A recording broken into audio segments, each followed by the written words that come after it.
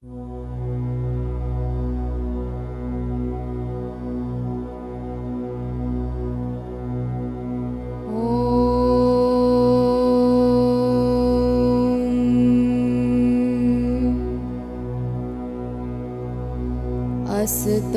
ma sadgamaya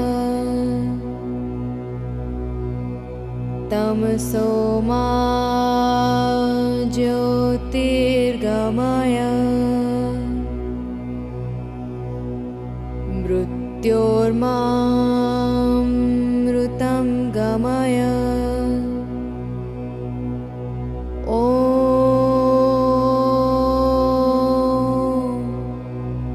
Shanti, Shanti, Shanti. Nobody on the planet has ever been happy in any moment other than the present. Don't take my word for it. Just meditate on what has happened for you, or what's happening for you when you're in moments that you would call peak experience, or as our Mohawk friend said, being in the zone. What is happening in that moment? The problem is no one's ever been high in any phase of time but the present. The mind can't be present. That's the problem. That's the problem. Does that mean the mind sucks? No, it has a useful tool. It helps us do our bills, get across the street, plan yoga classes, plan dinner. But we call it addiction of thinking because when it's time to put the baby to bed, it keeps going for most people, and this is why there's suffering in the world, because it creates a feeling of alienation from one's own self, and therefore alienation from others. Think about it this way. In the waking hours that you are alive, 90-something% of the time, most people are in the past or future, the only place where they will not experience what they're looking for. The goal of yoga is to engage practices, then, that take us into a deeper space of awareness at will that eventually, or even suddenly, depending on where you're at, unveils the source light of the self. Thought in and of itself is not a problem. It's what we do with it. What do we do with what flows past the screen of our awareness? Do we grasp at every emotion that we feel, every thought that we think, or even worse, push them away? Or do we ground our awareness elsewhere, which is to say, in a deeper state of consciousness that is afforded to us or given to us by the state or the practice of yoga? So when we talk about the practice of yoga, we're talking about the practices that open the door to the state of yoga. Practices, in other words, that open us to the possibility of experiencing the state of high that until now, for a lot of us, only comes unconsciously. When nobody plans their own high exactly, right?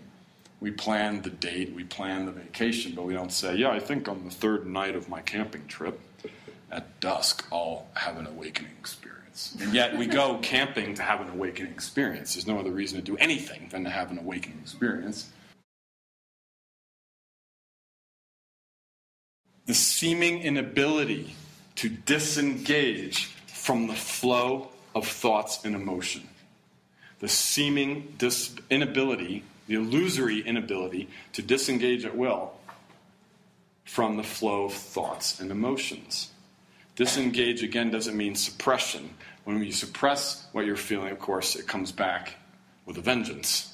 This is called samskar, and we're going to talk about that tomorrow.